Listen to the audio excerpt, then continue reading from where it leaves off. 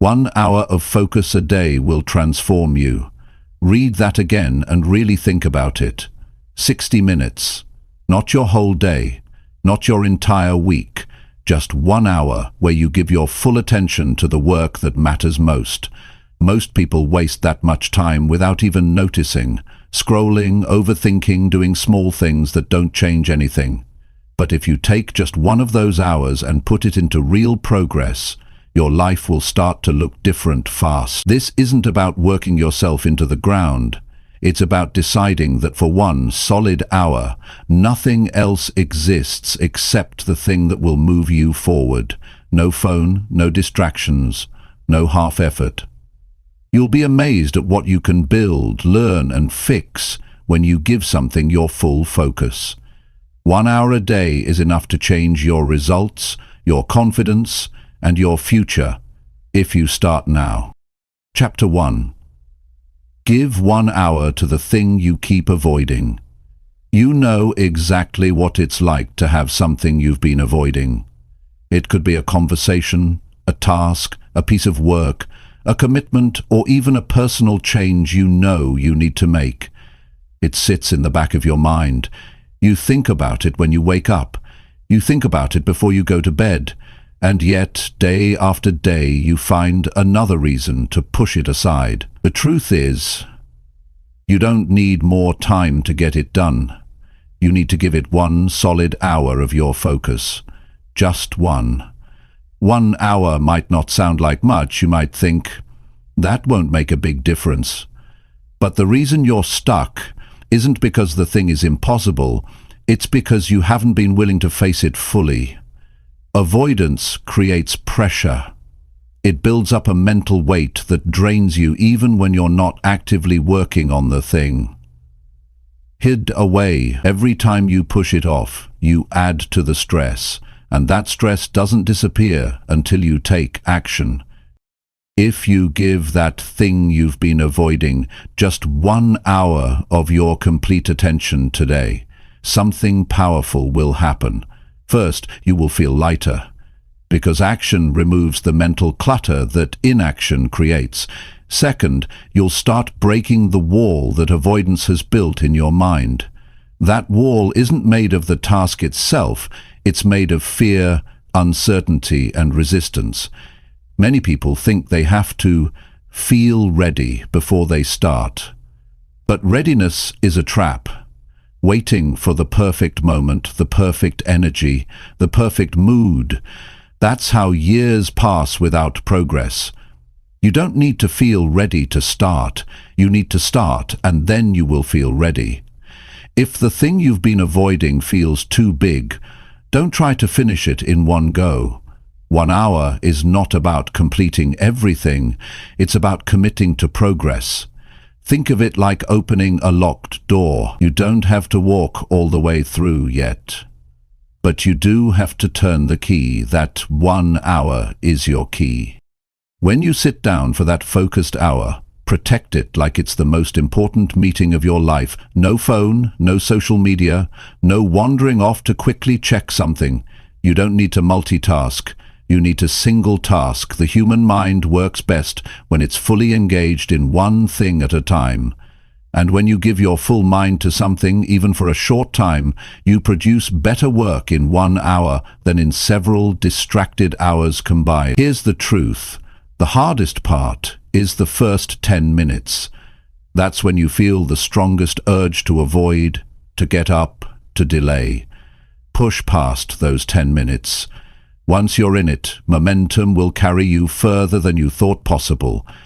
The people who transform their lives aren't the ones who work endlessly without rest. They're the ones who work with intention. They know that progress isn't about doing everything at once. It's about doing the right thing, consistently. And 1 hour of focus on the thing you've been avoiding is more valuable than 10 hours of scattered effort on easy tasks. Think about how different your life would look if you made this a daily habit. 1 hour each day for the next 30 days. That's 30 hours invested in the thing you've been avoiding for months or even years. In 30 hours, you can finish projects that have been haunting you.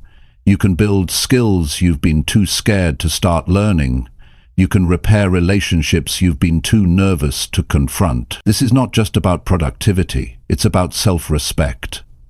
Every time you avoid something important, you weaken your trust in yourself. Every time you face it, you strengthen that trust. And trust in yourself is the foundation of confidence.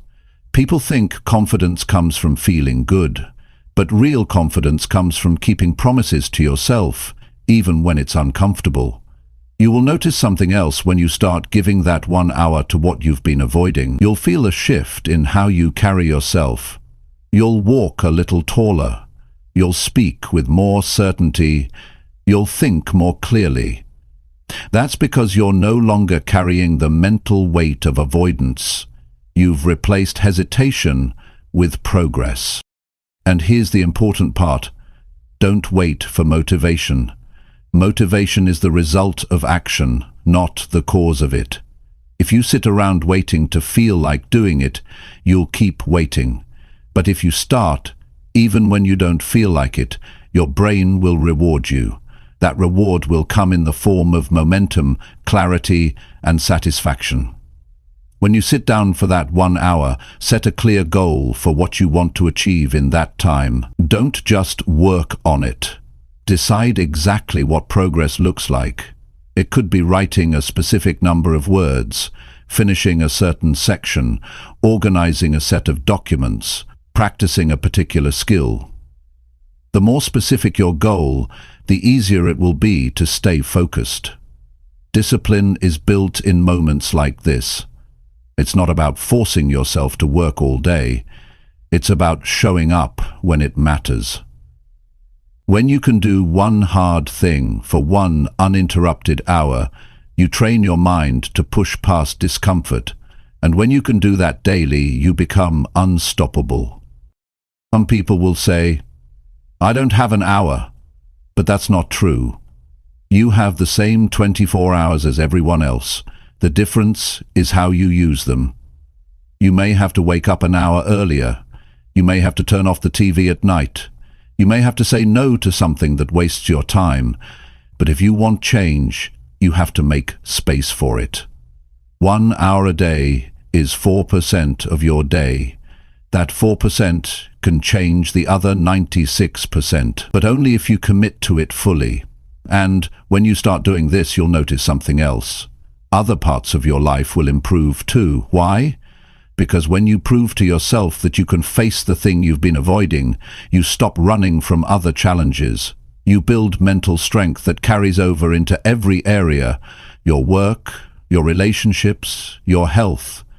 This is also how you break the cycle of procrastination. Procrastination is not just laziness. It's often fear. Fear that you won't do it perfectly, fear that it will be too hard, fear that you'll fail. But 1 hour of focus is the antidote. It's small enough to feel possible, yet powerful enough to create real progress. Every single day you choose between comfort and growth. Comfort tells you to put it off. Growth tells you to face it. The choice is yours.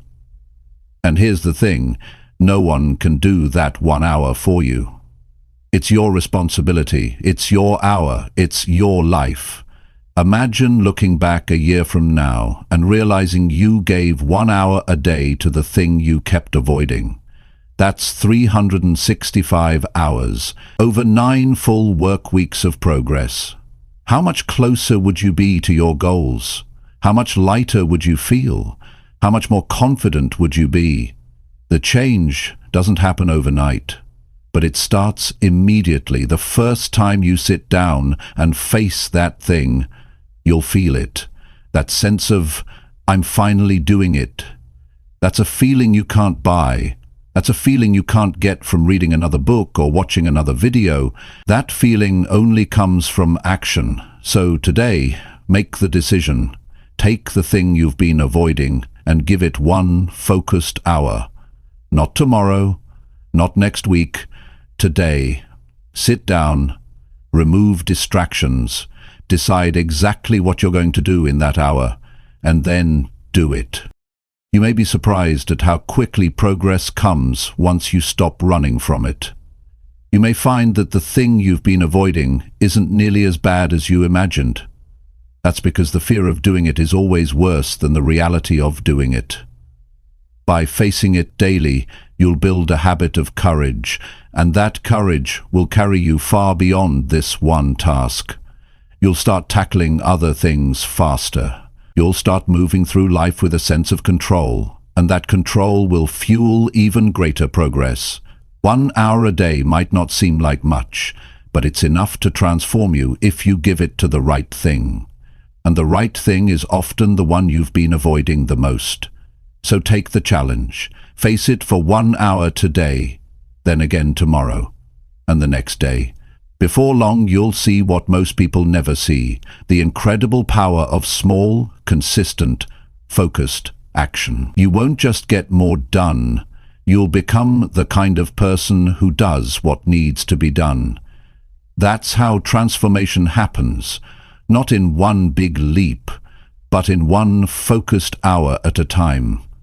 And it starts right now, with the thing you've been avoiding. Chapter 2. Spend 1 hour proving you can stay fully present. Most people go through their day without ever being fully present. They're physically in one place but mentally scattered across 100 thoughts, plans and worries.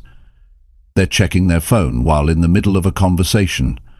They're thinking about tomorrow's work while eating dinner. They're replaying something that happened last week while sitting in a meeting. The sooner and morning, a sooner while life, and because their attention is constantly divided, they miss the real depth and power of the moment they're in. Spending 1 hour proving you can stay fully present is not just about concentration. It's about training your mind to live in the only place where life actually happens, right now. When you give an hour to something without allowing your attention to drift, you experience the task at its fullest. You hear details you would normally overlook. You see things with clarity. You feel more connected to what you're doing, and you begin to realize just how much of your energy has been leaking away through distraction. Staying present for an entire hour is harder than most people think. You might believe you can do it, but the moment you sit down, your mind will try to wander. It will tell you to check that notification. It will remind you of something you forgot to do. It will push you toward thinking about the past or the future. And each time you have to pull yourself back to the present moment. That's the training. That's the skill you're building. Choose something important for your hour. It could be reading a book that challenges you, working deeply on a project, practicing a skill, or even having a real conversation with someone you care about. The task itself matters less than the quality of your focus. The purpose is to keep your mind here, on this, without letting it drift into 1,000 other places. The first step is to create an environment that supports your presence. If you sit in a place where your phone is buzzing, the TV is on, and people are interrupting you every few minutes, you're setting yourself up to fail. Presence needs space. It needs quiet. It needs you to remove the easy exits for your attention. Put your phone in another room. Close the door. Let people know you are not available for the next hour. Then, as you begin, make a conscious decision. For the next 60 minutes, this is all that matters. Everything else can wait. If a thought about something unrelated comes up, acknowledge it and let it go. Don't follow it, don't entertain it. Bring yourself back to the task at hand. At first, you may have to do this dozens of times in an hour. That's normal. Presence isn't about never losing focus. It's about noticing when you've drifted and returning without judgment. The more you do this, the stronger your ability to stay present will become. Just like muscles grow with exercise, your focus sharpens with use. And that sharpness changes how you work. It changes how you learn. It changes how you connect with others. Because when you give someone or something your full attention, you create a deeper impact. People can tell when you're actually listening. They can tell when you're genuinely engaged. And work done with full focus carries a higher quality than work done in fragments.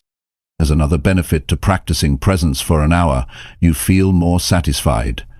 Distraction leaves you feeling incomplete, like you've been busy but haven't really accomplished anything.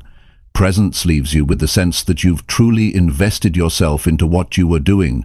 You've been in it fully, and that sense of completion is one of the most rewarding feelings you can have at the end of the day. This habit also reveals how often you're pulled away from the moment.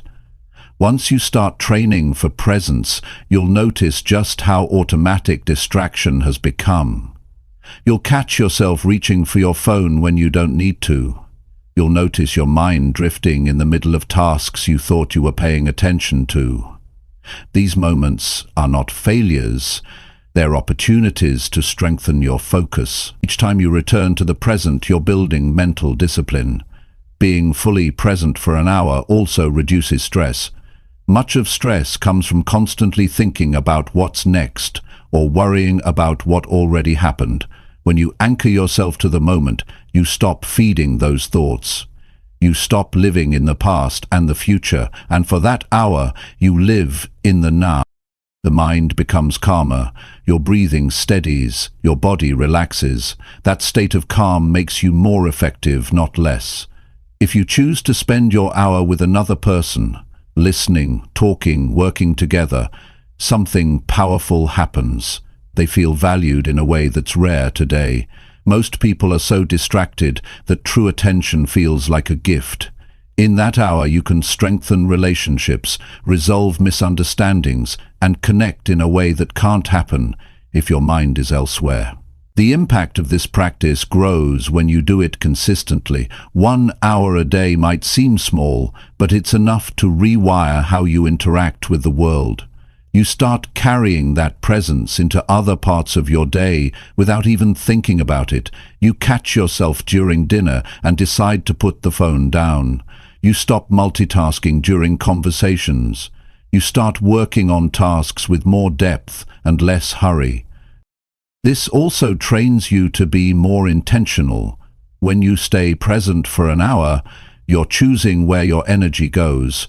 You're not letting it be stolen by whatever demands your attention in the moment. You're deciding, this is where I will be, this is what I will do. That sense of control is powerful. It builds confidence. It makes you feel capable of steering your own life instead of being pushed around by every distraction. If you want to measure your progress, try this.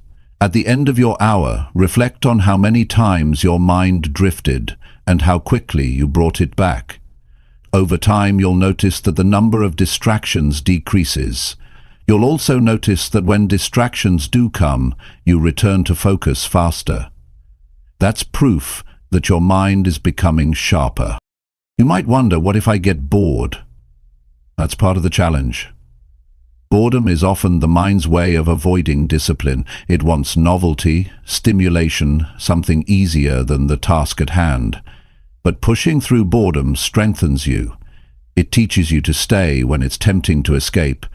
And often, if you stay with the task, boredom fades and engagement deepens. Presence isn't just about working better. It's about living better. When you train yourself to be fully here, you experience life more vividly. Food tastes better when you actually taste it. Music feels richer when you actually listen. A conversation is more meaningful when you're not half in it and half somewhere else. Well, that's not just productivity, that's quality of life. In a world full of constant noise, being able to give your full attention to something for 1 hour is a rare and valuable skill. It sets you apart. It makes your work stand out. It makes your relationships stronger. And it makes you feel more grounded and in control of yourself. So each day, set aside that 1 hour. Treat it like a commitment you can't break. Prepare for it by removing distractions. Decide exactly what you'll focus on. Then give it everything you have for those 60 minutes. At the end, notice how you feel. Notice the clarity in your mind, the sense of accomplishment, the calm that comes from not being pulled in 100 directions. If you can train yourself to do this every day, you'll find that your ability to stay present will spill over into the rest of your life. You'll be less reactive, you'll think more clearly, you'll make better decisions because you'll actually be paying attention to what's happening, not just running on autopilot. This is how transformation begins. Not by doing more things, but by doing the important things with your full presence. 1 hour a day is all it takes to start building that ability. Over weeks and months, that single hour will not just improve your focus, it will change how you live. And when you change how you live, you change everything. Chapter 3. Use 1 hour to finish what you keep postponing. There are things in your life right now that have been sitting unfinished for far too long. You know exactly what they are. They've been on your mind for weeks, months, maybe even years. Every time you remember them, you feel a small weight in your chest. You tell yourself you'll get to them soon, but that soon never seems to arrive. These unfinished things don't just take up space on your to-do list. They take up space in your head. They drain energy, create stress, and keep you from moving forward with a clear mind. The habit of postponing doesn't just happen once, it becomes a pattern. When you leave something unfinished, it quietly trains your brain to accept loose ends. And when you accept loose ends, they multiply. A postponed task today turns into 2 postponed tasks next week. And before you know it, you're surrounded by a list of half-done commitments that hang over you like a shadow. That's why using 1 focused hour to finish what you've been putting off can change your entire sense of control over your life. Finishing something you've delayed carries a different kind of satisfaction than starting something new. Starting feels exciting. Finishing feels freeing. When you complete a task that's been lingering, you don't just cross it off a list, you remove a mental burden. You free yourself from the quiet guilt that comes from knowing it's still waiting for you. That freedom creates momentum, and momentum makes it easier to handle the next thing you've been avoiding. To make this work, you have to approach it with clarity.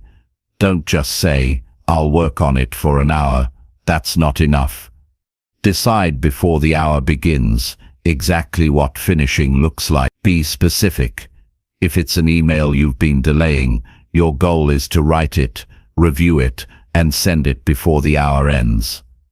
If it's paperwork you've been avoiding, your goal is to fill it out completely, check for accuracy, and file it. If it's a room you've been meaning to organize, your goal is to have it done and ready for use by the end of that hour. The clock matters. Knowing you have only 60 minutes creates a sense of urgency that pushes you to focus. You can't waste time scrolling, daydreaming, or overthinking. You're here to finish, not just to make progress. That mindset forces you to cut away unnecessary steps, ignore perfectionism, and get straight to what matters most. One reason people keep postponing tasks is that they've built them up in their mind as bigger than they really are. You might think something will take hours or even days, but once you actually sit down to do it, you realize it's much smaller than you imagined. The resistance you've been feeling wasn't because the task was too big, it was because you were carrying it around without taking action. That's why the first few minutes of the hour are so important. Once you start, you often see the finish line is much closer than you thought. Another reason for postponing is perfectionism.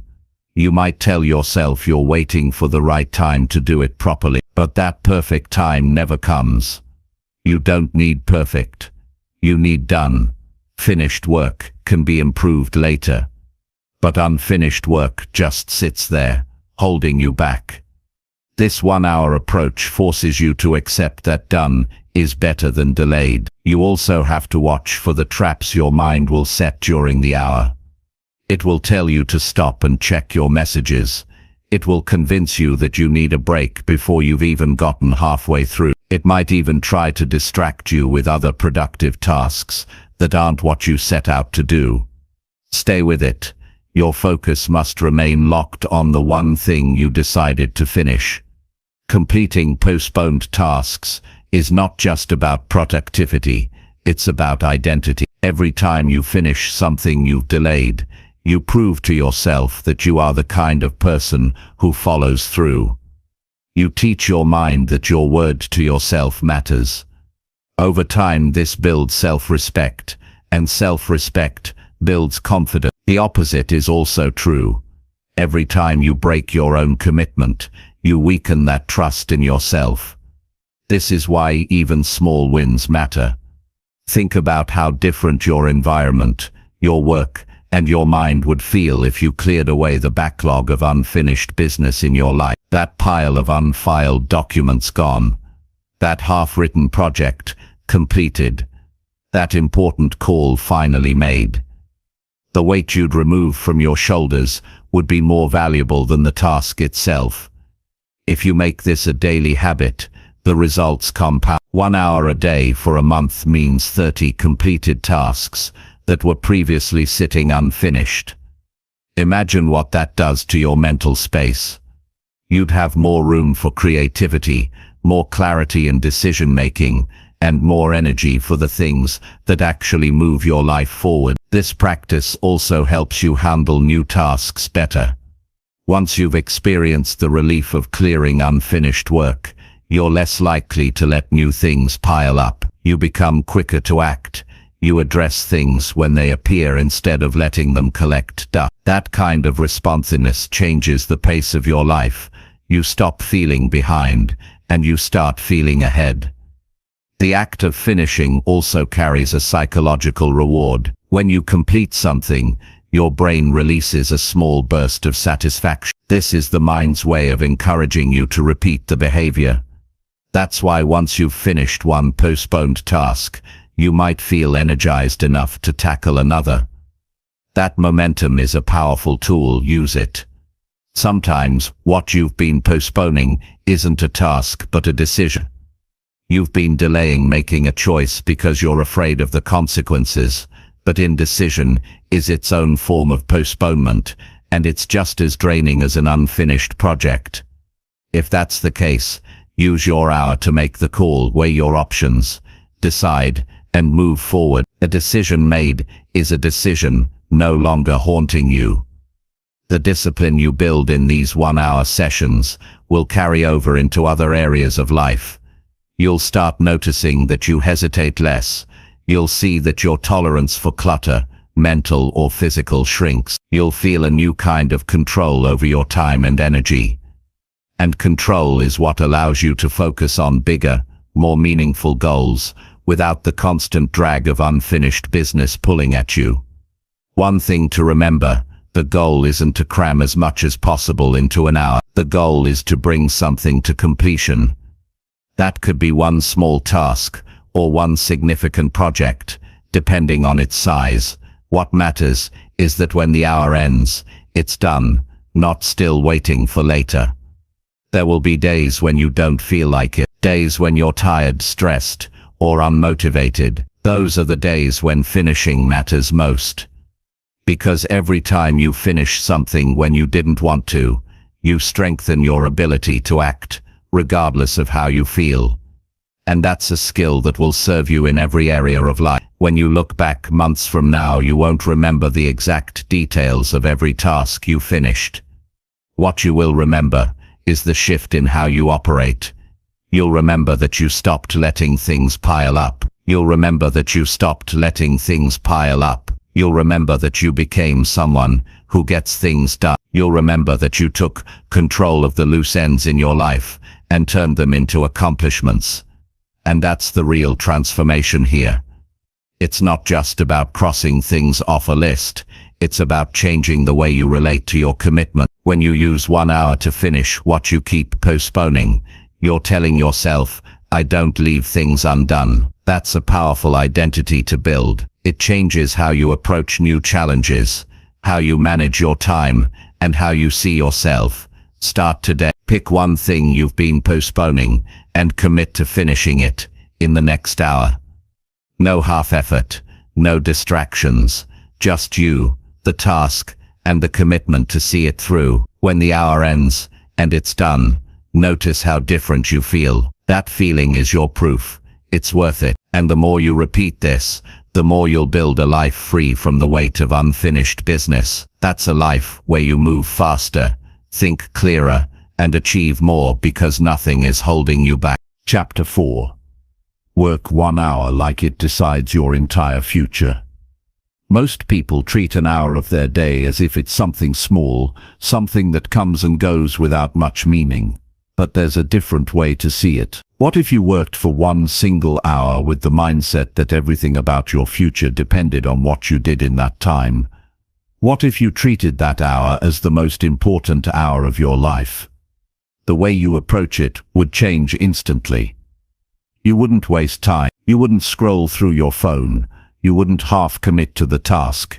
You would show up fully because you'd understand that the way you spend that hour could shape where you end up. When you adopt this mindset, you start respecting time in a way most people never do. You realize that the difference between ordinary effort and extraordinary effort is often found in how seriously you take the moments you have. If you knew that a single hour could decide whether you succeed or fail, whether you move forward or stay stuck, you'd push yourself harder than you usually do. That level of focus can transform the quality of your work, and over time it can transform your life. An hour can feel short, but when you work with full commitment, it's enough to make significant progress. The problem is that most people approach their work casually. They're doing it, but they're not really in it. Their attention drifts, their pace slows, and they end up with results that match the level of their focus. When you work as if your future depends on it, there's no casual approach. Every second matters. You move with purpose. You think faster. You execute with precision. This mindset also forces you to eliminate unnecessary actions. You stop doing things that don't push you toward your goal. You stop filling time with busy work that feels productive but produces nothing real. You become clear on what actually matters in that hour, and you give all of yourself to it. This isn't about working endlessly without rest. It's about understanding that there are moments in life when you must perform at your highest level, and this 1 hour is one of those moments. Imagine you're competing for an opportunity that could change your life, and you've been given exactly 1 hour to prove yourself. Would you take breaks to check your messages? Would you let your mind wander?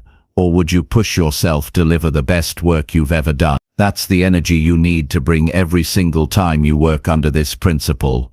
Because the truth is, you never really know which hour will be the one that opens the door to your next big step. Working with this intensity doesn't just produce better results, it changes you as a person. You develop a standard for yourself that doesn't allow for laziness or half effort. You get used to operating at a higher level, and that becomes your norm. This kind of discipline makes you stand out, because most people never push themselves to see what they're truly capable of in a short, focused burst of time. The mental shift is simple. Stop seeing the hour as just another part of your day. See it as a test. See it as a chance to prove to yourself what you can accomplish when you give your full attention, energy, and skill to a single goal. When you work this way, you don't waste time on excuses. You commit fully, because you've already decided that this hour is too valuable to waste. The benefits go beyond the task at hand. When you repeatedly give this level of focus to your work, your mind becomes sharper. You train yourself to think clearly under pressure. You develop the ability to work without being thrown off by distractions. You build the habit of showing up as your best self, no matter how you feel. Over time, that habit shapes your character and your future. It's important to prepare for this hour before it starts. You can't just step into it casually and expect peak performance. You need to clear your environment of anything that can pull your focus away. You need to know exactly what you're going to work on, and you need to set the expectation for yourself that once the hour begins, you are fully in. You're not available for anything else. You're not going to stop until it's done. This preparation sets the tone for the intensity you need to bring. The difference between treating an hour like any other and treating it like it decides your future is the level of urgency you feel. Urgency wakes you up. It tells your mind and body that this matters right now. Without urgency, it's too easy to drift, to do things slowly, to let time slip away without realizing it. With urgency, every minute feels valuable, and you work with a sharpness you don't normally access. There's also a confidence that comes from knowing you can perform under this kind of pressure. When you've trained yourself to give everything in a single hour, you start to trust yourself more. You know that when it matters most, you can deliver. That self-trust is one of the most valuable things you can have, because it removes doubt. You stop wondering if you're capable, and you start proving that you are. One of the biggest mistakes people make is thinking that big achievements come only from long, exhausting days of work. Yes, long hours have their place, but often it's the short, highly intense bursts that create the breakthroughs. You can waste an entire day working at 50% of your capacity, or you can accomplish more in 1 hour of full commitment than in those entire 8 distracted hours combined. When you finish an hour like this, you feel it. You know you've given everything you had. There's a satisfaction in that, even if the results aren't immediate. You walk away knowing you didn't hold back, and that feeling builds pride. Over time, those hours stack up, and the impact becomes undeniable. 1 hour a day of working like it decides your future is 365 hours a year, over 9 full work weeks at your absolute best. That level of performance will move you far ahead of where you'd be otherwise. This approach also eliminates regret. Many people look back and realize they could have worked harder, tried more, or been more focused. They see opportunities they wasted because they didn't give their best. When you work 1 hour like your future depends on it, you remove that regret. You can look back and know you gave everything you could in that moment. There's a discipline in showing up this way, even when no one is watching. When you're alone and there's no immediate reward, it's tempting to relax your standards. But that's when it matters most. The work you do when no one sees it is the work that sets you apart later. It's the quiet hours of focus that prepare you for the moments when everyone is watching. The truth is, you don't know which hour will be the one that changes everything. It could be the hour you finish a project and send it out. It could be the hour you come up with an idea that takes your work to a new level. It could be the hour you solve a problem that's been holding you back, and because you don't know, you can't afford to treat any hour as unimportant. This mindset doesn't just apply to work, it applies to life. If you're training, learn like your health depends on it. If you're studying, learn like it's the key to your next opportunity. If you're building something, build like it's the foundation of your future. That intensity changes the outcome, and it changes you. The difference in results between someone who treats an hour casually and someone who treats it like it decides their future is massive.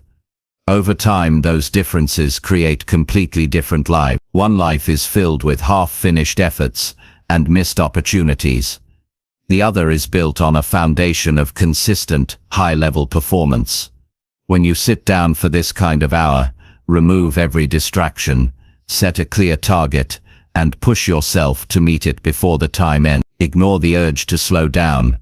Don't waste a second. Keep going until the work is complete or the hour is done. And when it's over, take a moment to reflect on what you achieved.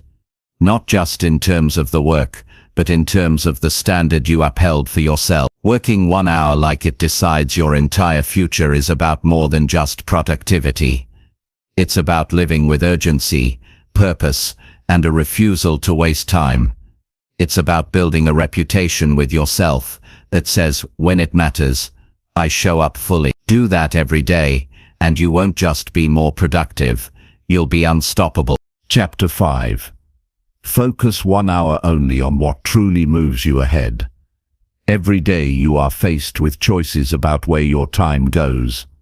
Some things keep you busy, but don't take you anywhere. They fill the hours, but when you look back, they didn't make you any better, richer in experience, stronger in skill, or closer to your goals. Then there are the things that truly move you ahead, the actions that create progress you can measure and feel. The challenge is that the important things are often the ones you avoid, while the unimportant ones are easy to say yes to.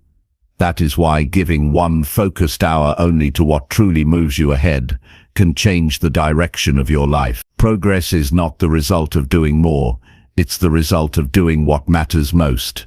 You could spend 10 hours answering emails, organizing small details, or attending meetings that lead nowhere, and at the end of the day feel exhausted without having moved forward. But 1 hour invested in the right place can outmatch all of that. That hour has to go to the work that directly impacts your future, your income, your skills, your relationships, or your personal growth. The first step is knowing what actually moves you ahead. This is where most people get stuck. They confuse being active with being effective. To break free from that trap, you have to define your true priorities. Ask yourself, if I could only do one thing today that would make my life better tomorrow, what would it be? The answer to that question is where your hour belongs. Once you know the real driver of progress, you can give it your undivided attention without being pulled into distractions disguised as urgent work. When you start your hour, be ruthless about protecting it. This is not the time to multitask. Multitasking is one of the biggest thieves of progress. It gives you the illusion of getting more done, but in reality it spreads your energy so thin that nothing gets your best. Your focus must be absolute. Every message, notification, or thought that tries to pull you away needs to wait. For that hour, nothing else exists except the work that matters most. This focused hour is where you make strategic moves. It's where you push forward on the big project instead of reacting to every little interruption. It's where you practice the skill that will bring you better opportunities. It's where you develop the plan that will take your idea from concept to reality. The key is to direct your energy toward actions that produce visible progress. If you can't point to the result after the hour is over, it probably wasn't the best use of your time. Most people underestimate how much they can achieve in a single uninterrupted hour. They think, it's just 60 minutes, and then they give it away to something unimportant. But when you choose a task that truly matters and work on it without pause, those 60 minutes can produce more growth than an entire week of scattered effort. That's because focus multiplies results. When your mind is locked on one target, every minute works harder for you. Another part of this practice is learning to say no. There will always be demands on your time. People will ask for help with things that don't align with your priorities. New ideas will tempt you to switch focus. Distractions will present themselves as opportunity. If you can't say no to those, you'll keep giving your best hours to what doesn't move you forward. Protecting your 1 hour means making tough choices about what gets your attention and what doesn't. There's also a mental shift that comes from working this way. When you consistently give your full focus to what matters most, you start thinking differently about your time. You stop measuring productivity in terms of how many hours you worked and start measuring it by the progress you made. You stop chasing every small win and instead go after the moves that actually change your position in life. That shift makes you more strategic and more intentional in everything you do. Working on what truly moves you ahead often feels uncomfortable. These are usually the tasks that challenge you, push you, or force you to learn something new. That's why many people avoid them. They require more effort, more thinking, and sometimes more risk. but those are exactly the reasons they matter. Easy tasks keep you where you are. Difficult, high-impact tasks pull you to the next level. When you dedicate your hour to them, you accelerate your growth. This hour can look different for everyone. For one person, it might be an intense study session to master a new skill. For another, it could be focused writing to complete an important proposal. For someone else, it might be building a product, making high-value sales calls, or training their body to peak condition. The specific action matters less than the fact that it is the single most valuable thing you can do for your future right now. You'll notice that when you finish this hour, you feel a different kind of satisfaction. It's not just the relief of getting something done, it's the confidence of knowing you invested your time where it counts. You can look at the work and see its value. That feeling builds over time. The more you do it, the more momentum you create, and the easier it becomes to spot what deserves your focus. There will be days when everything in your schedule tries to push this hour out.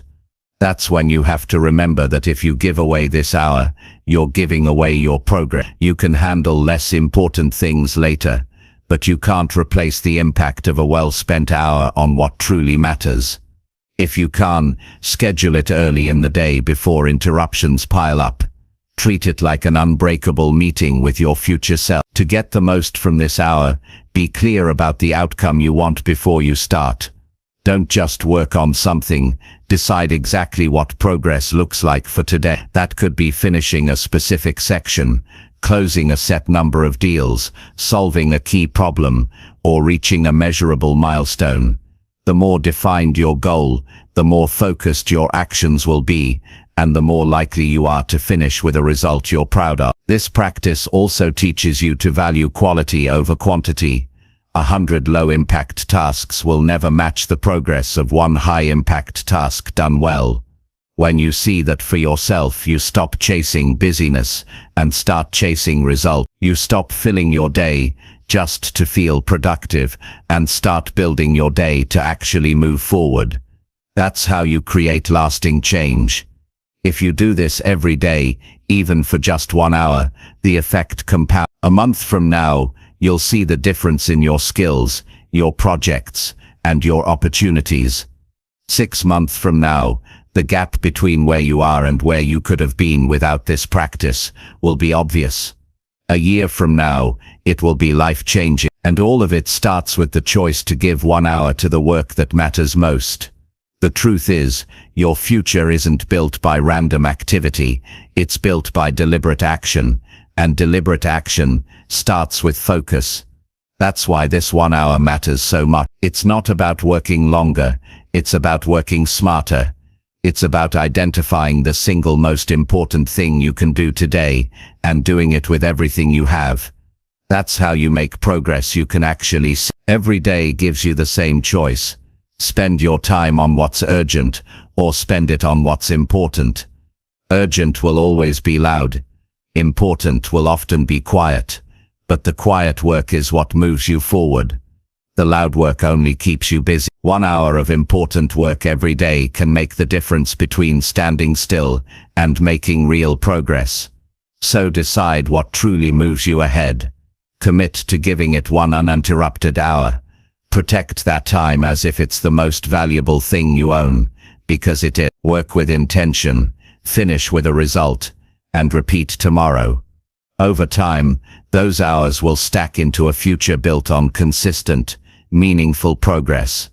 And when you look back, you'll know that you didn't just spend your days, you invested them. Chapter 6. Spend 1 hour pushing past the moment you want to quit. There's a point in almost every task, every workout, every learning session, and every challenge where you feel the urge to stop. It doesn't always come at the same time, but it comes. It's the moment where your energy dips, your motivation fades, and your mind starts coming up with reasons why it's okay to walk away. You tell yourself you've done enough. You tell yourself you'll get back to it later. You tell yourself it's not worth the effort right now. That moment is the real test. It's where progress is either built or lost. If you spend 1 hour pushing past that exact moment instead of giving into it, you will find strength, endurance and growth that you didn't know you had. The mind's first instinct is to protect you from discomfort. When you start feeling mental fatigue, boredom or frustration, it tries to steer you towards something easier. It wants to conserve energy. But growth isn't built in the moments when things are easy. It's built in the moments when things are hard and you keep going anyway. The problem is that most people have trained themselves to quit the second it becomes uncomfortable. And because they've built that habit, they never see what's on the other side of that discomfort. Pushing past the quitting point isn't about ignoring pain or forcing yourself into exhaustion for no reason. It's about proving to yourself that the feeling of wanting to stop is not the same as needing to stop. Your mind will tell you that you've reached your limit, but more often than not, that limit is just a barrier you've built through habit. When you push beyond it, you discover you had more in you all along. 1 hour may not sound like much, but when you commit to staying in the fight after you feel like quitting, that hour changes everything. In those 60 minutes, you're teaching yourself resilience. You're training yourself to keep showing up, even when your emotions are telling you to leave. And that mental toughness carries into every part of your life, your work, your health, your relationships, and your goals. This practice starts with recognizing the moment you want to quit. You have to be aware enough to notice when it's happening. It's often subtle at first. A wandering thought, a drop in effort, a sudden urge to check something unrelated. That's the moment to decide I'm staying. Instead of giving in to that drift, you plant yourself firmly in the work. You lock your focus on the next action you can take, and you refuse to let the urge to stop win. Once you decide to push past it, your mind will resist. It might feel heavier, slower, or restless. You may notice more mistakes or frustration. This is where most people walk away, but this is also the doorway to the next level. If you stay with it, you'll often find that a second wind arrives. Your focus sharpens again, your body adjusts, and suddenly the work feels possible. That second wind doesn't come to people who quit early. It comes to people who stay in the discomfort long enough to reach it. One of the most powerful things about this hour is the message it sends to yourself. You're proving that your commitment matters more than your feelings in the moment. Feelings come and go. They change with energy levels, distractions, and mood. But commitment is what determines the outcome.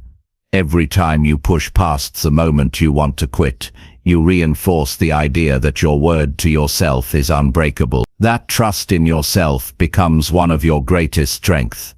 It's also important to understand that pushing past the quitting point is not about working carelessly.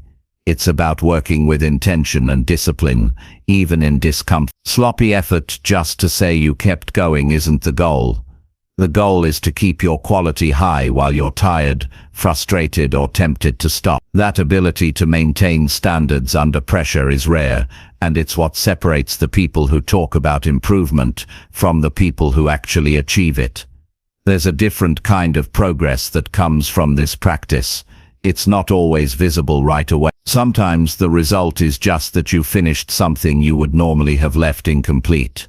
Other times it's that you broke through a plateau in skill or strength. And often it's simply the knowledge that you have a deeper capacity than you thought. That knowledge changes the way you approach every challenge in the future. This is why the best growth often happens after you feel like quitting. Think about any great achievement in sports, business, or personal goals. There was a point where the person could have stopped. But they did. They stayed in it. They worked through the doubt, the fatigue, and the discomfort, and that decision was the turning point. You don't have to be chasing some massive goal to benefit from this. Even in daily work, the discipline to go beyond the quitting moment will give you an edge that most people never develop. Your environment plays a role in this too. If you surround yourself with distractions, temptations, and easy exits, it's much harder to stay past the quitting point. That's why you have to set up conditions that make quitting harder. Remove the escape routes. Commit publicly if you need to. Put yourself in a situation where walking away is less comfortable than staying. Sometimes the best way to build endurance is to give yourself no choice but to keep going. It's also worth noting that the first time you try this, it will be tough. Your mind will fight you harder than you expect. That's because it's not used to being overruled in this way. But each time you push past, it gets a little easier. You start recognizing the patterns, the initial dip in motivation, the excuses that come up, the way your body and mind start to settle again once you've stayed with it for a while. Over time, that awareness makes it easier to see quitting as an option you don't need to take. When you look back at the work you've done, the moments you're proudest of are rarely the ones where everything felt easy. They're the ones where you stayed despite wanting to leave. They're the ones where you found out what you were really capable of when comfort wasn't available. That pride doesn't just make you feel good, it reshapes how you see yourself. You stop identifying as someone who tries until it gets hard, and start seeing yourself as someone who keeps going until it's done. One of the hidden benefits of this practice is that it changes your relationship with challenges. Instead of seeing difficulty as a reason to stop, you start seeing it as a signal that you're close to growth. That moment where you want to quit becomes a marker. You know that if you push through it, you're about to enter a space where improvement happens. This mindset makes you more fearless in tackling bigger goals, because you've built the habit of staying in the fight. Even outside of work or training, this ability shows up in daily life. When a difficult conversation needs to be had, you won't walk away when it gets uncomfortable. When a problem requires more patience than you feel like giving, you'll stay engaged. When a new skill takes longer to master than you hoped, you'll keep showing up. The discipline to stay past the quitting point is universal. It improves everything you touch. An hour might feel long when you're in that moment, but that's what makes it valuable. It forces you to deal with the resistance instead of avoiding it. You don't just get through the hour, you transform during it. You finish knowing you've done something most people won't do. And that knowledge gives you momentum to tackle the next challenge with even more strength. If you make this a habit, spending 1 hour pushing past the moment you want to quit, you'll notice changes in how you approach your goals. You won't be as quick to give up. You'll be calmer under pressure. You'll have a deeper well of patience and resilience to draw from. You'll start to see quitting as a choice, not an automatic reaction. And over time, that mindset will put you in a category of people who can be relied on to finish what they start, no matter how they feel in the middle of it. So the next time you hit that wall and the thought of stopping comes up, recognize it for what it is, a test, and instead of giving in, decide to stay for 1 more hour. Keep moving, keep working, keep showing up, because every time you do, you're building the kind of strength that lasts far beyond the hour itself. You're building a version of yourself that doesn't stop when it's hard. And that version is the one who reaches the goals others only talk about. Chapter 7. Use 1 hour to fix one weakness in your life. Every person has weaknesses, and most of them are not a mystery to us. We know where we fall short. We know the habits, the skills, the tendencies, or the attitudes that keep us from moving forward. We feel them every time we miss an opportunity, make the same mistake again, or fall behind where we could be. But instead of addressing them, most people learn to work around them, hoping they won't matter. The truth is, they do matter. A weakness left unfixed becomes a constant obstacle, and it will follow you into every new opportunity you try to take on. That's why dedicating 1 focused hour to fixing one weakness in your life can be one of the most valuable uses of your time. The first step is to be honest with yourself about what your weakness is. This isn't about being overly critical or tearing yourself down. It's about clarity. You can't fix what you refuse to see. For some, the weakness might be a lack of discipline. For others, it could be poor communication, low confidence, a short temper, or an inability to stay organized. It might even be a gap in knowledge or a skill that your work or life requires, but you've been avoiding learning.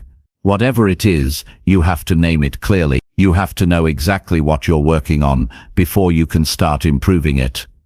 Once you've identified your weakness, the key is to break it down into actions you can take in 1 hour. If your weakness is public speaking, that hour could be spent practicing out loud, recording yourself, and making adjustments. If your weakness is poor time management, that hour could be spent planning your day with precision, reviewing where you've lost time, and setting up systems to stop it from happening again. If your weakness is physical health, that hour could be invested in training, meal preparation, or learning about nutrition. The point is to spend that time directly confronting the thing you've been letting hold you back. The reason this works so powerfully is because weaknesses often feel overwhelming when we think about fixing them all at once. We imagine months or years of work and decide it's too big to tackle now.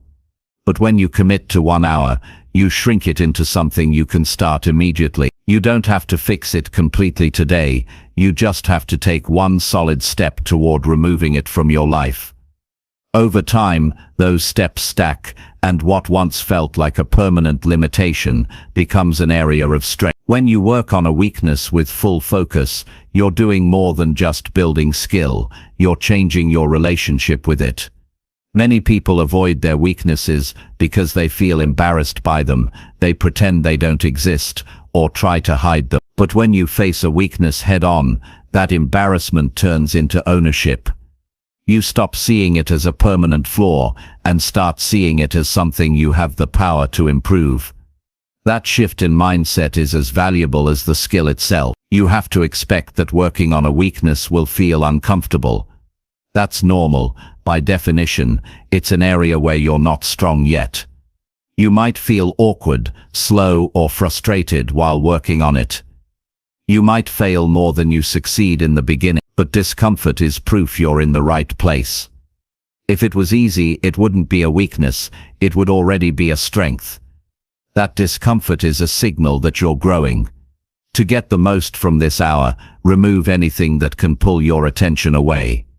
You can't afford to dilute the effort. This is not the time to check your phone, answer messages, or take unrelated breaks.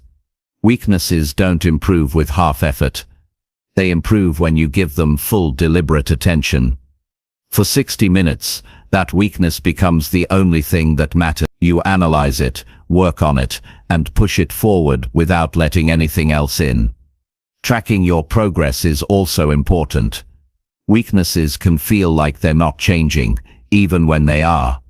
Keep a simple record of what you've done in each hour you dedicate to improvement. Over time, you'll see that you're getting faster, more accurate, more confident, or more skilled. Those small changes are easy to miss in the moment, but become obvious when you look back at the record.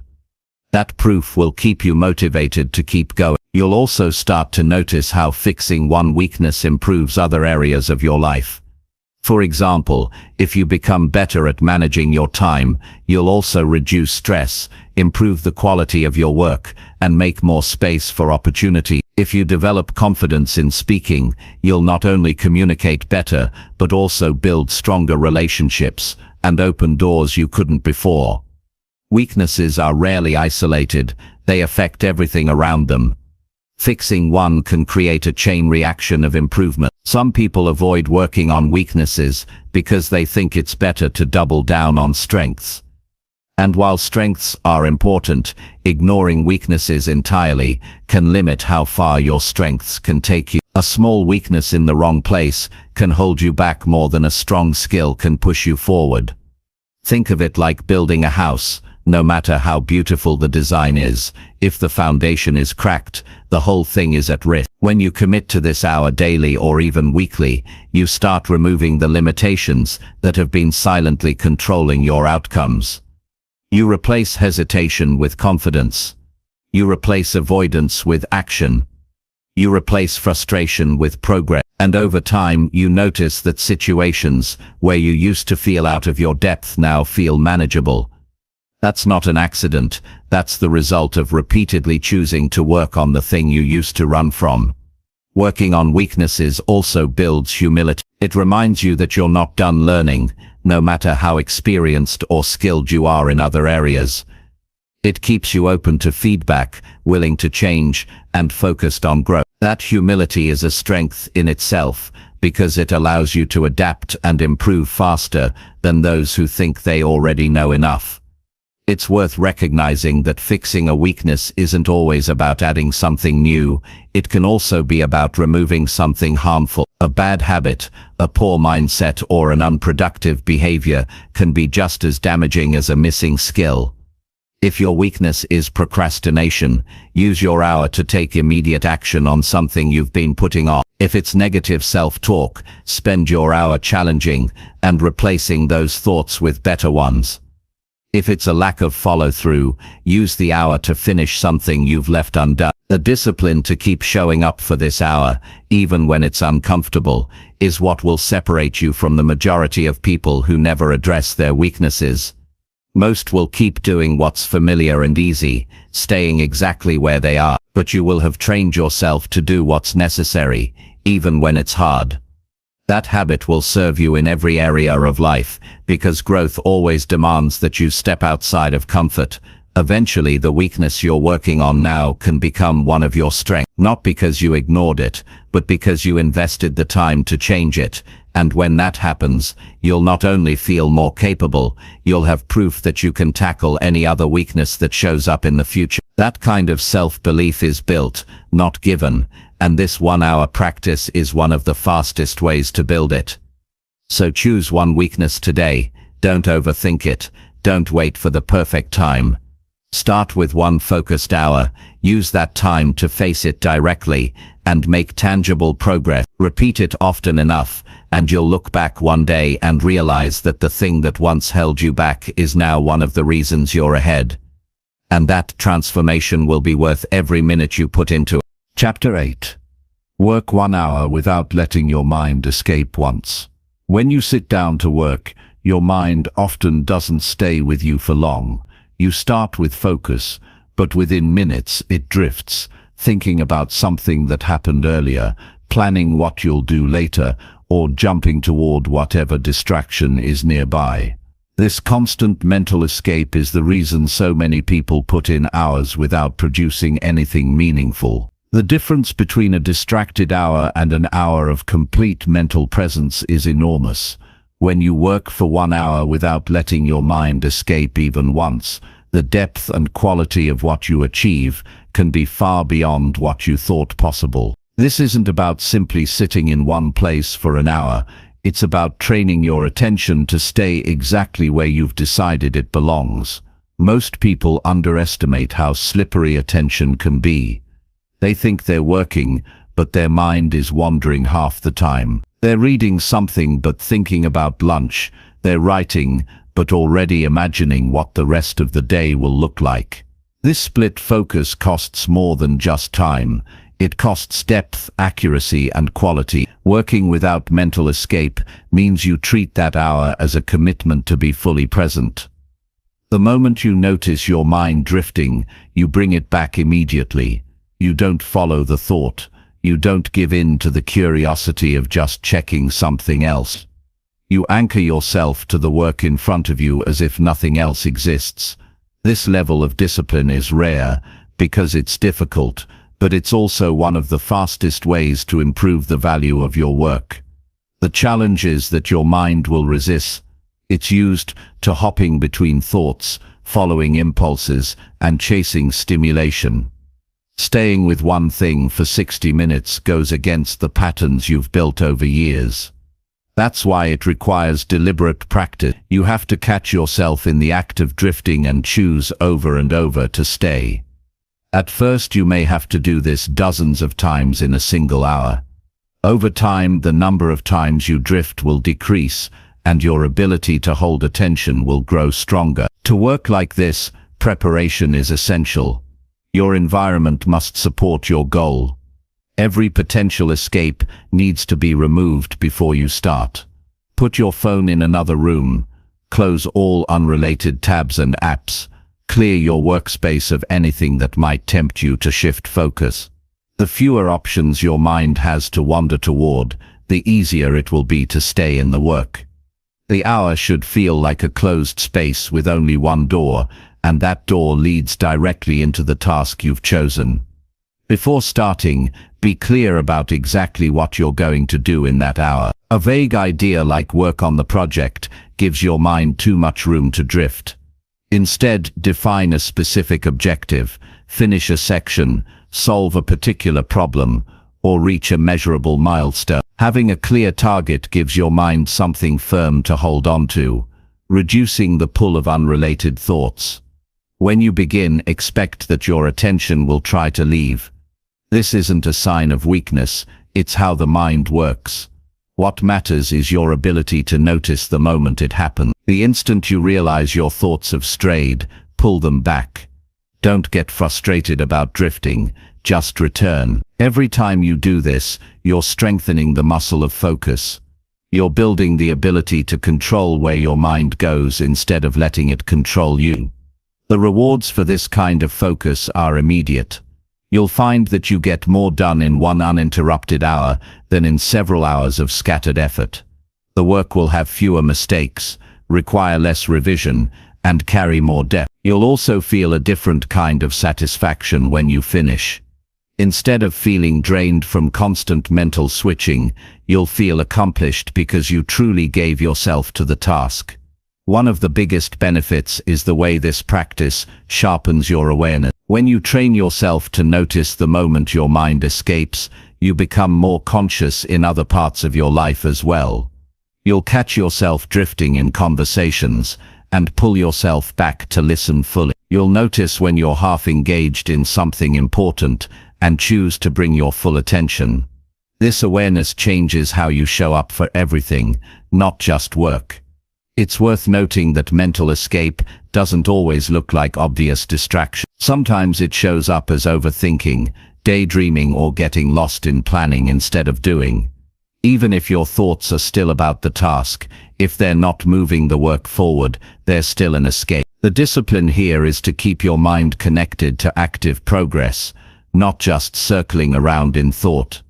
As you practice, you may also notice that time feels different. In distracted work, time drags because you're constantly switching and starting over. In deep, uninterrupted focus, time can move quickly because you're fully immersed. This immersion is where your best work happens. It's where you connect ideas faster, solve problems more creatively, and feel the satisfaction of being completely engaged. There will be moments when the urge to escape feels almost physical. You might feel restless, tired, or impatient. That's when the training matters most. If you can push through that urge without giving in, you'll discover that it passes. On the other side, you often find a deeper level of focus than you had before. Many people never reach this stage because they quit the moment it gets uncomfortable. If you stay, you'll be working in a space most never access. This hour isn't about perfection, it's about commitment. Even if your mind tries to leave 50 times, what matters is that you bring it back 50 times. The strength is in the return. Over days and weeks, you'll notice that the number of escapes drop. The effort you once needed just to stay with the work will be replaced by a natural ability to remain in it. That's when focus stops being something you have to force and starts being a habit you live by. The impact of this habit goes far beyond a single hour. Once you can control your attention for that length of time, you can apply it to anything: learning a new skill, solving complex problems, building something important, or even just being fully present in moments that matter. The ability to stay is a competitive advantage in every area of life. Many people think they need more time to accomplish more, but what they really need is to make better use of the time they already have. One focused hour without mental escape can replace half a day of scattered work. When you understand that, you stop wishing for more hours and start demanding more from the ones you have. So when you commit to this practice, treat it with the seriousness it deserves. Set the stage before you begin. Know exactly what you're going to work on. Remove everything that can pull you away. Start the clock and make the promise to yourself: for the next 60 minutes. I am here, I am in this work, fully, and when the urge to drift comes, and it will, you will notice it and you will stay. Do this consistently, and you'll see changes in your results, in your efficiency, and in your sense of control over your own mind. You'll stop feeling at the mercy of distractions and start feeling in command of your attention. And that is one of the most valuable skills you can ever build, because when you own your focus, you own your future. Chapter 9. Give 1 hour daily to building results you can feel. Most people go through their days doing things that keep them busy but leave them with nothing tangible to show for it. They spend hours in motion, but end the day without a real sense of progress. The problem isn't that they're not working, it's that they're not building results. They can actually feel. Real results are measurable, noticeable, and impactful. They change the way you see yourself and the way your life looks from the outside. When you give 1 focused hour daily to building results you can feel, you shift from simply filling time to creating something that truly moves you forward. Results you can feel are the ones that have weight. You can see them in your body when you train, in your income when you close a deal, in your skill level when you practice with intention, in your confidence when you complete a challenging task. They're not vague, they're not abstract. They're proof, and proof changes your relationship with your goals because it replaces hope with evidence. The first step to building results is deciding exactly what those results should be.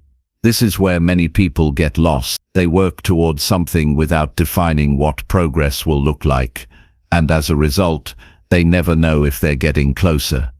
Before you start your hour, be crystal clear about the outcome you're aiming for. It could be a finished section of a project, a set number of quality reps in training, a specific improvement in a skill, or a concrete problem solved. The clearer the target, the stronger your focus will be.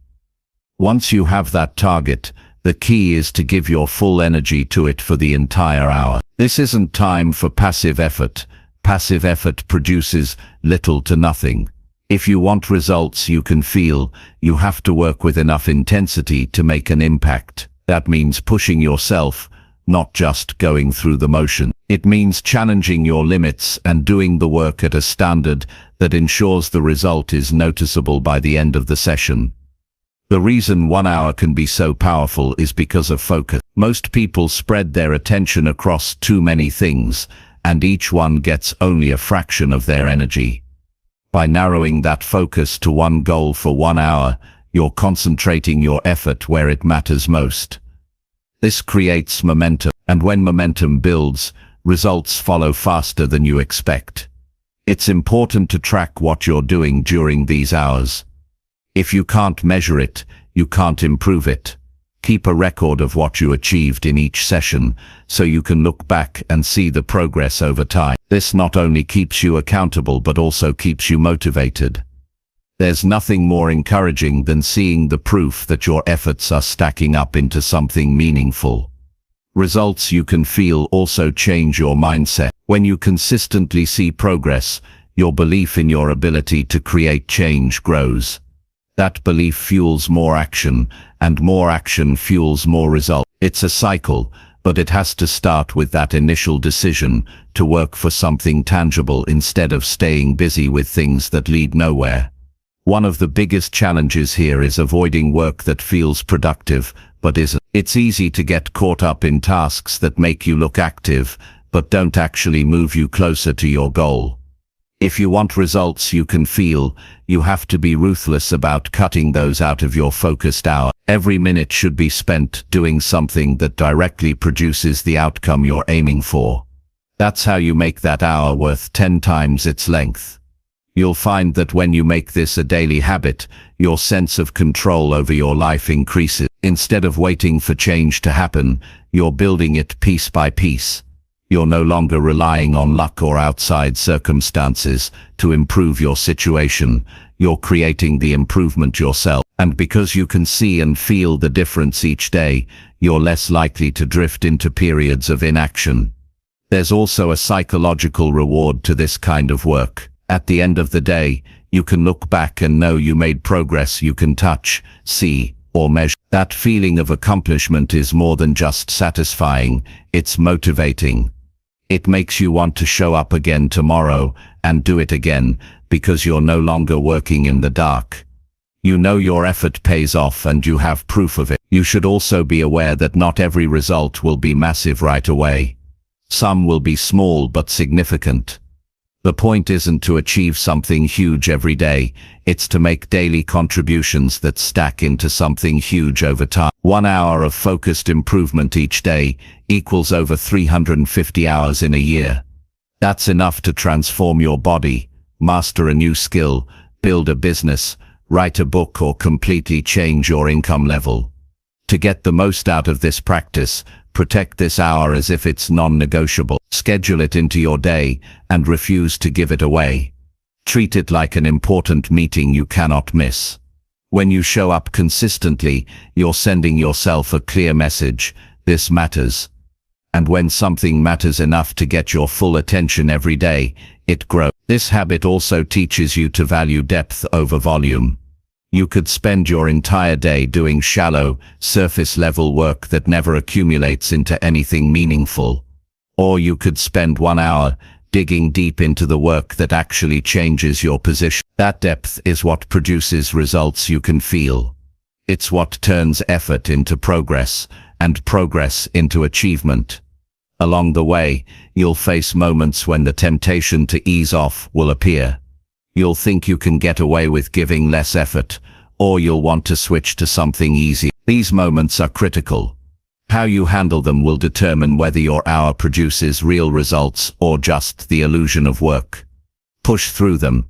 Remind yourself why you're here. You're not here to simply pass the time, you're here to produce something you can point to and say, that's the result of my effort today.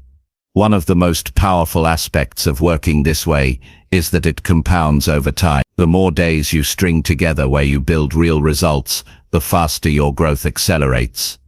And as your results grow, so does your confidence, your skill, and your ability to take on bigger challenges. This is how people go from ordinary progress to extraordinary outcomes. Not through giant leaps, but through consistent, deliberate hours of high-impact work. You also start thinking differently about what's worth your time. When you're used to building results you can feel, you become less willing to waste time on activities that don't lead anywhere. Your standard for how you spend your time rises, and that standard affects everything you do. You stop saying yes to meaningless work, and you start saying yes only to actions that bring you closer to where you want to be. By making this hour a part of your daily life, you're building a body of work, something that exists because you showed up every day to create it. Over weeks and months, you'll see the evidence of your efforts stack up in front of you. That evidence is powerful. It reminds you that change isn't just possible, it's within your control. So choose something today that will give you a result you can feel by the end of your hour. Do it again tomorrow, and the next day, and the day after that. Keep building, keep stacking, keep creating. 1 hour at a time, you'll not only see the difference, you'll feel it in every part of your life. Chapter 10. Spend 1 hour making progress you can't ignore tomorrow. There's a difference between doing something today and doing something today that will matter tomorrow. A lot of what fills your day disappears by the next morning. The emails you answered, the quick errands you ran, the easy tasks you checked off, they're gone from memory and they leave no real impact. But when you spend 1 hour making progress that you can't ignore tomorrow, you're creating something that forces you to keep going. It's the kind of progress that sits in front of you the next day and demands that you build on it. That's the work that changes things. This kind of progress is different from just being busy. It's intentional, it's visible, and it has weight. You can point to it and say, this matters. It might be the chapter you wrote for your book, the critical step in a business plan, the physical training session that moves you closer to your goal, the piece of a project that changes how the whole thing works. Whatever it is, it's not something you can just brush aside. It's there tomorrow. and it will still be there next week. The reason most people don't make this kind of progress is because it's demanding. It requires deep focus and the willingness to work on something that's significant enough to challenge you. It's easier to fill the day with smaller tasks that make you feel productive in the moment, but leave no lasting footprint. That's why this hour has to be chosen carefully. You're not just working, you're building something that will carry forward into tomorrow. To make this work, you first have to identify what can't be ignored means for you. It could be the completion of a milestone that moves your project from planning to execution. It could be solving a problem that's been slowing you down for weeks. It could be making tangible progress on a skill you've committed to mastering. The key is that it's something that will remain relevant tomorrow. It won't fade into the background like 100 minor tasks do. Once you know what that is, you have to approach the hour with seriousness. This isn't casual work time. This is an hour you protect from every possible distraction. No scrolling, no answering calls, no bouncing between tabs. You're here for one reason, and until the hour is over, nothing else exists. This level of attention is what turns 60 minutes into a turning point rather than just another block of time. When you're working like this, you'll notice that your pace changes. You stop wasting time on things that don't move the work forward. You stop overcomplicating decisions. You focus on the actions that will get you to a place where by the end of the hour, you can see and feel that something significant has changed. That's the kind of momentum that doesn't vanish overnight. It pulls you into the next day with clarity and energy. The next morning is where the real power of this approach shows up.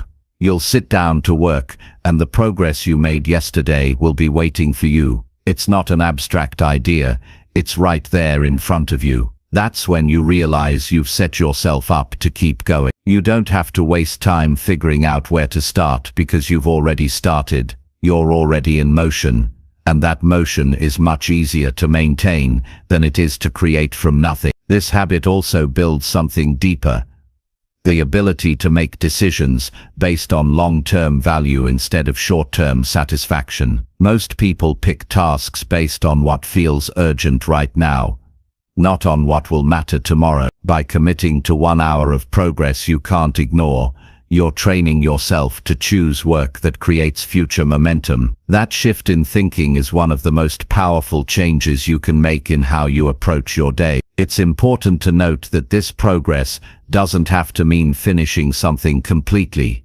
In fact, sometimes it's better if it's not finished.